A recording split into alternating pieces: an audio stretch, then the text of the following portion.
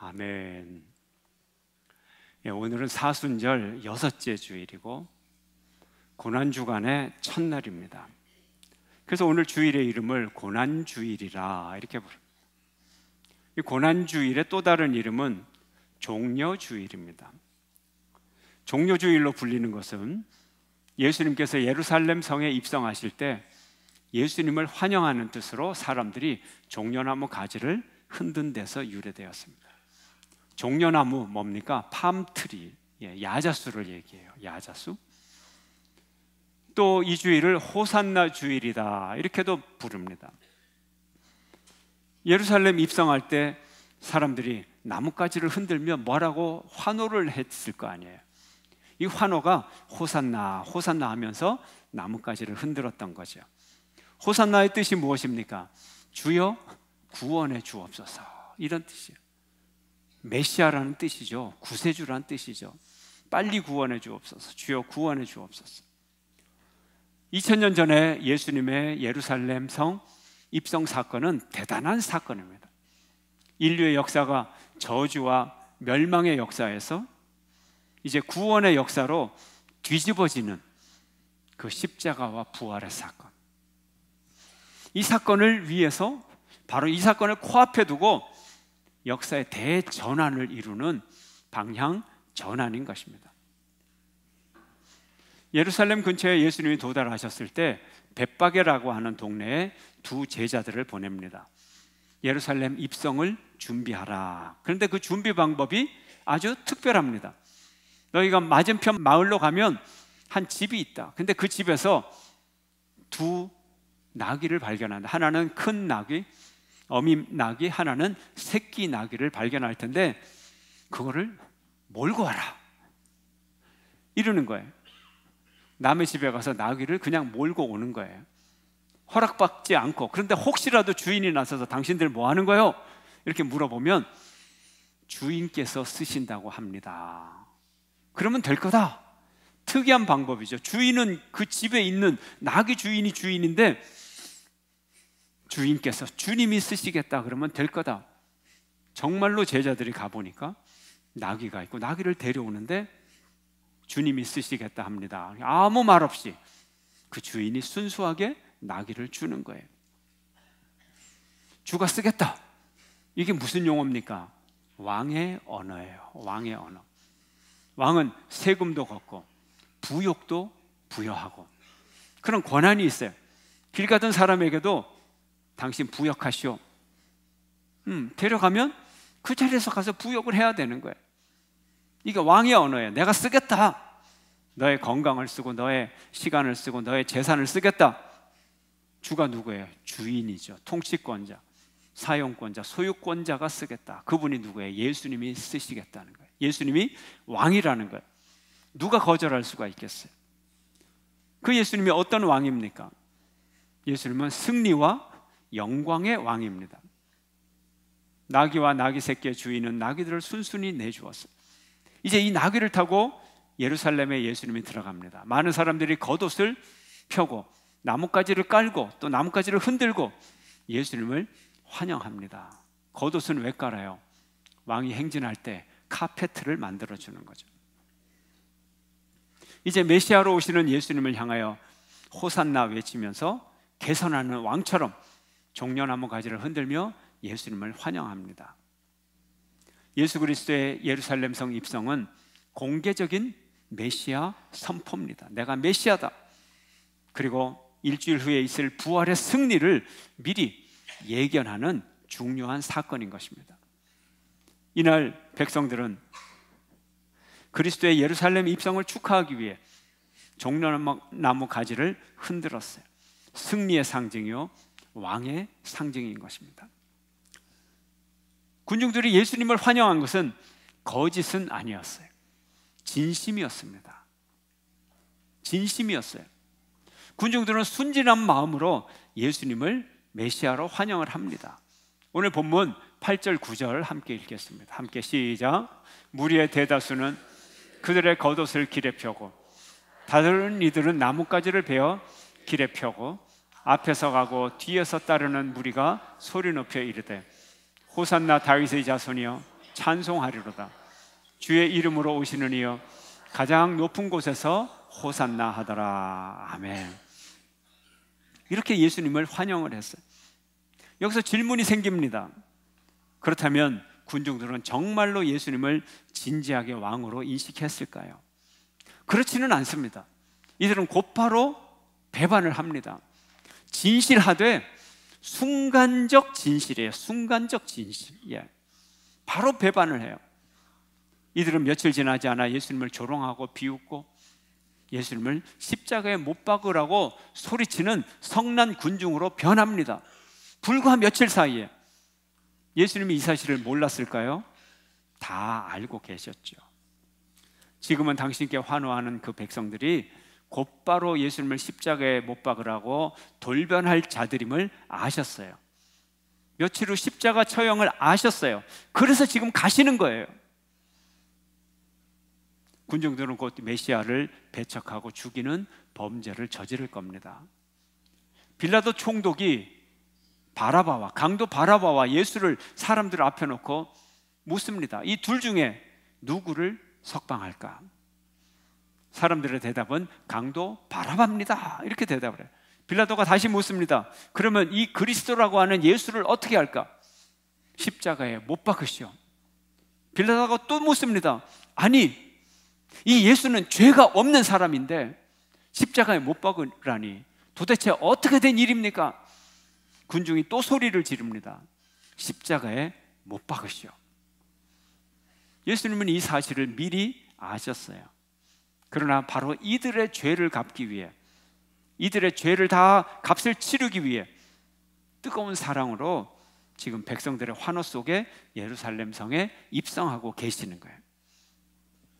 자, 우리가 바로 나를 향하여 고난당하신 주님의 고난이 얼마나 크고 감사한지 그 의미를 우리가 이 고난 중간에 새로 깨달아야 하는 거예요. 이걸 깨달아요. 예수님은 당신의 때를 하시고 당신의 길을 가셨어요. 주님은 십자가의 죽음을 향하여 길을 가십니다. 예수님은 고난을 향해 예루살렘에 입성하십니다. 예수님의 영광은 고난을 통해서 받은 거예요. 히브리서 2장 9절 말씀 함께 읽겠습니다. 시작. 오직 우리가 천사들보다 잠시 동안 못하게 하심을 입은 자 곧 죽음의 고난받으심으로 말미암아 영광과 존귀로 관을 쓰신 예수를 보니 이를 행하심은 하나님의 은혜로 말미암아 모든 사람을 위하여 죽음을 맛보려 하심이라. 여기 자막의 두째 줄을 보면 예수님의 영광이 어떤 영광이냐? 죽음의 고난을 받으심으로 말미암아 영광과 존귀의 관을 썼다는 거예요. 예수님의 영광은 어디서부터 왔어요? 죽음으로부터 왔어요. 십자가로부터 왔어요. 바로 그래서 예수님은 그 십자가의 길을 걸어 가시는 것입니다. 예수님은 영광 가운데 부활하셨고 영광 가운데 승천하셨고 하늘에서 영광을 받으시고 그리고 그 영광 중에 재림하실 것입니다. 그런데 그 영광의 왕, 이 왕이 어떤 왕입니까? 특별한 왕이죠. 특별한 왕이죠. 나귀 타고 오시는 왕은 예수님의 왕이라고 하는 진면모를 보여줍니다. 왕 중의 왕. 그렇다면 왕 중의 왕은 세상의 왕과는 다른 특별한 것이 있어야 왕 중의 왕입니다. 다른 특별한 게 무엇일까요? 겸손의 왕이기 때문에 그렇습니다. 예수님의 예루살렘 입성은 아주 초라했어요. 나귀 새끼를 타고 입성을 했습니다. 당시에 부자들은 말을 탔어요. 귀족들은 말을 탔어요. 그러나 보통 사람들은 나귀를 탔어요. 비천한 사람들 나귀를 탔어요. 그래서 예수님은 비천한 나귀를 타셨던 것입니다. 그것조차 자기 소유가 아닌 남의 소유의 나귀를 타셨어요. 그것도 나귀의 새끼를 타셨습니다. 세상의 왕들과는 달리 바로 예언의 말씀을 이루기 위한 겸손의 왕이었어요. 스가랴서 9장 9절은 이렇게 예언을 했습니다. 함께 읽습니다. 시작. 시온에 따라 크게 기뻐할지어다. 예루살렘에 따라 즐거이 부를지어다. 보라, 내 왕이 내게 임하시나니 그는 공의로우시며 구원을 베푸시며 겸손하여서 나귀를 타시나니 나귀의 작은 것 곧 나귀 새끼니라. 아멘. 하나님은 겸손해요. 예수님은 겸손해요. 인간의 옷을 입고 오셨어요. 몸을 입고 오셨어요. 사도 바울은 예수님을 이렇게 말합니다. 빌립보서 함께 읽습니다. 시작. 그는 근본 하나님의 본체시나 하나님과 동등됨을 취할 것으로 여기지 아니하시고 오히려 자기를 비워 종의 형체를 가지사 사람들과 같이 되셨고, 본래 하나님의 아들 하나님이신 분이 사람의 모양으로 오고 종의 모양을 갖고 죄인으로 비참하게 돌아가신 바로 예수님의 겸손과 온유의 모습을 보여주고 있습니다. 비천한 가정에서 태어났어요. 비천한 동네 베들레헴에서, 그것도 동물의 우리에서 동물의 먹이통 구유에 누이셨어요. 그리고 조그만 마을 나사렛에서 자랐어요. 산골 동네. 제가 이번에 나사렛의 요셉 교회를 갔을 때 이 설치된 부조 형상이 있었어요. 예수님의 모습을 아주 평범한 어린애로 만들었어요. 바로 이런 모습이에요. 여러분의 아이, 돌쯤 된 아이, 우리 아들 모습 같더라고요. 볼이 동그란 게 동양적인 모습. 이렇게 자라셨어요. 비천하게 자라셨어요. 특별한 귀족의 황금 옷을 입고 자라질 않았어요. 그리고 예수님은 부모님을 순종하고 잘 섬겼어요. 누가복음 2장 51절 함께 시작. 예수께서 함께 내려가서 나사렛에 이르러 순종하여 받드시더라. 부모님께 순종하여 목수일을 하셨어요. 나사렛 요셉 교회에 걸려있는 성화입니다. 예수님이 사춘기의 어린이가 부모를 도와 열심히 목수일을 하는 것을 지금 배우고 있는 것입니다. 하나님으로서 이 땅에 어린아이로 오셔서 육신의 부모에게 순종하는 겸손을 보여주셨던 것입니다. 하나님이면서 사람인 세례 요한에게 세례를 받으시고 나귀 새끼를 타고 예루살렘에 입성하셨고 친히 제자들의 발을 씻겨주시고 고난과 모욕을 당하시고 성부 하나님께 죽기까지 복종하셨던 것입니다. 또한 예수님은 평화의 왕입니다. 화려한 준말을 타고 오는 그런 왕이 아니라 예수님은 볼품없는 나귀 새끼를 타고 입성하십니다. 이게 평화의 왕이에요. 당시의 유대인들은 말을 타고 오는, 그리고 로마를 뒤집어 엎고 이스라엘을 독립시키는 다윗과 같은 그런 강력한 왕을 기다렸어요. 그러나 이런 모습과는 전혀 다른 모습. 전쟁을 통해서 평화를 이룰 수 없어요. 정복을 통해서 평화를 이룰 수 없어요. 피를 내면서 평화를 이룰 수 없어요. 예수님은 사랑과 희생을 통해 온 세상에 평화를 가져오십니다. 이렇게 예수님은 우리의 왕이시면서 그분은 겸손하시고 온유하시고 평화로우신 분이에요. 오늘날 우리는 그분들의 백성입니다. 평화의 왕의 백성이에요. 겸손의 왕의 백성이에요. 오늘 우리는 어떻게 살아가고 있습니까? 예수님을 닮았어요. 작은 일로 흥분하고 적개심을 쉽게 드러내고 공격적인 그런 삶을 살고 있지는 않습니까?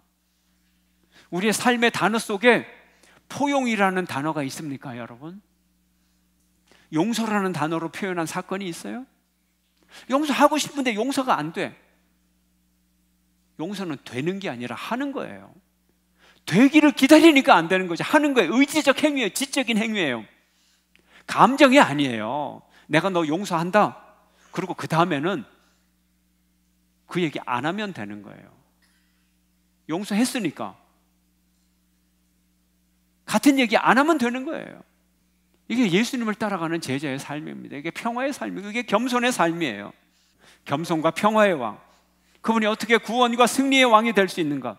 예수님의 승리는 겉으로 보이는 물리적인 힘으로 이기는 것이 아니고 예수님의 그 초라함 속에 예수님의 왕적인 권위를 보아야 돼요. 예수님의 그 연약함 속에 예수님의 왕적 승리를 보아야 돼요. 예수님의 왕권은 겸손의 왕, 평화의 왕이기 때문에 그렇습니다. 이것이 우리의 눈에 보여야 되고 느껴져야 되고 경험되어야 되는 것입니다. 아무나 이 의미를 보는 게 아니에요. 어린이들이 예수님을 향하여 환영하며 호산나 호산나 외치자 대제사장들과 서기관들은 비윗장이 뒤틀렸어요. 호산나가 무엇입니까? 주여 구원해 주옵소서, 메시아라는 뜻이에요. 그러니 이 말을 들을 수가 없죠. 분을 냈어요. 그리고 이스라엘 사람들은 예수님을 십자가에 못 박았어요. 왜요? 예수님의 가르침과 삶을 전혀 이해하지 못했기 때문에, 의미를 모르기 때문에 예수님이 이상하게 보였어요. 자, 오늘 본문 한번 읽어봅시다. 15절 함께 시작. 대제사장들과 서기관들이 예수께서 하시는 이상한 일과 또 성전에서 소리질러 호산나 다윗의 자손이여 하는 어린이들을 보고 놓아요. 예수께서 어떤 일을 하셨어요? 이상한 일을 하셨어요. 이들이 보기에는 이해를 못했다는 거예요. 그리고 아이들이 호산나 하니 그 목소리가, 아이들의 목소리가 얼마나 잘 들리니까, 예. 그걸 참을 수가 없었어요. 그런데 이 제사장 서기관들만의 문제가 아니라 이스라엘 백성들 전체의 문제였어요. 이해하지 못했어요. 이스라엘 사람들은 철저하게 이 세상적인 사고방식, 민족적 사고방식을 갖습니다. 메시아는 반드시 다윗과 같은 왕으로 와야 돼요. 그래서 역사적인 구원자가 돼야 돼요. 철저하게 정치적이고 군사적이에요. 이 세상의 나라의 독립을 보장해야 돼요. 왜요? 그들이 워낙 험악한 역사를 살아왔기 때문에 오로지 역사 속에서 생존하는 것, 이것이 최고의 목표, 이것이 유일한 목표로 변해버렸어요. 여기에 문제가 있는 거예요. 그래서 그들은 십자가를 이해하지 못해요.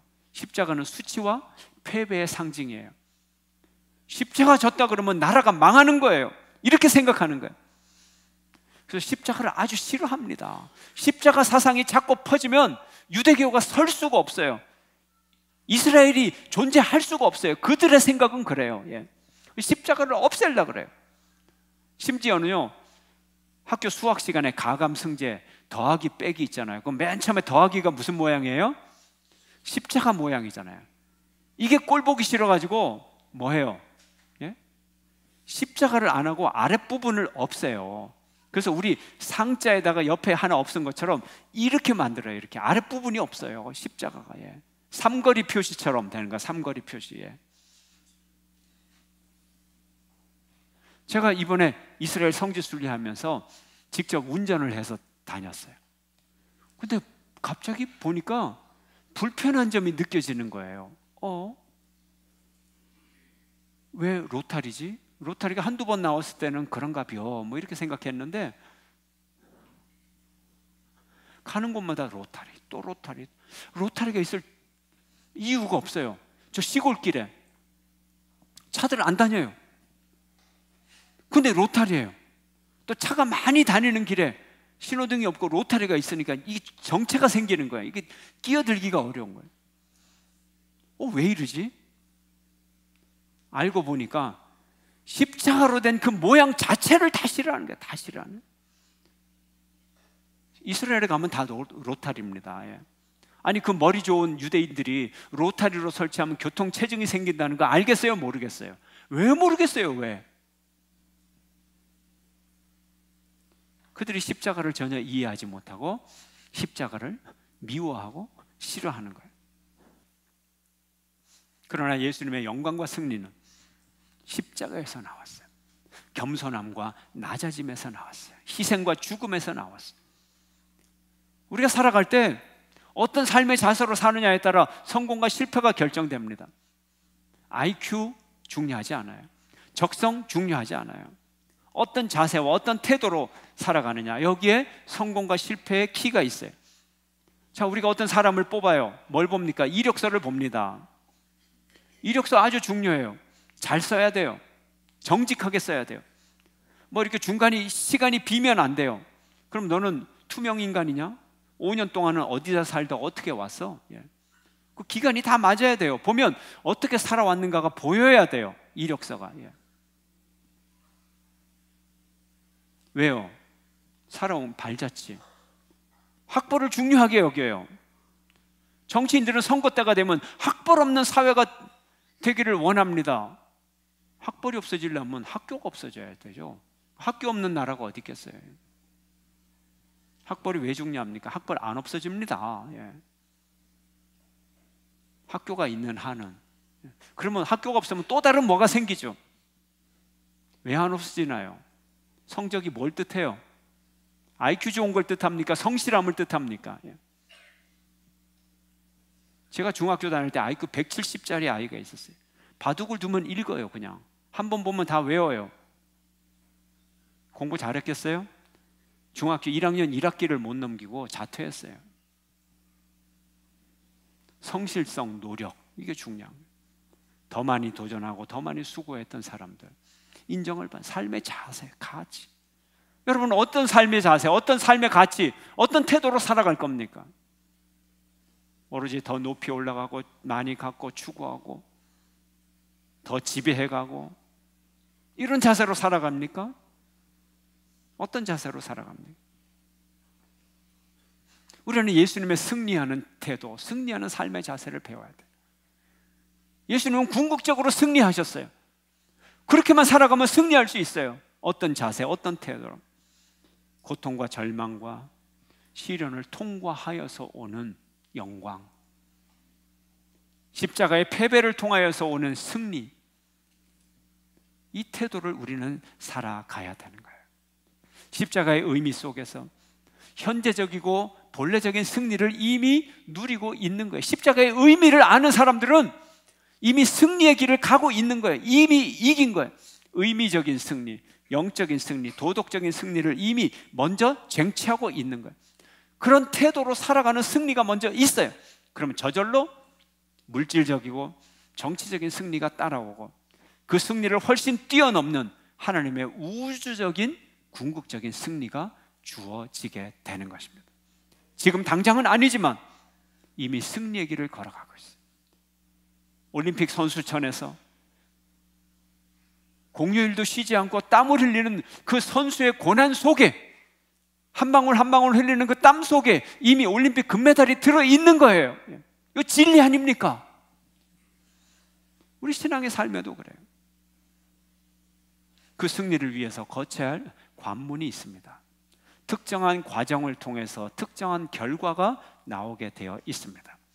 지금 예수님은 승리를 향해 가는 과정에 있어요. 왜요? 특정한 십자가라고 하는 과정을 거쳤기 때문에 반드시 승리의 특정한 결과가 나오게 되어 있는 것입니다.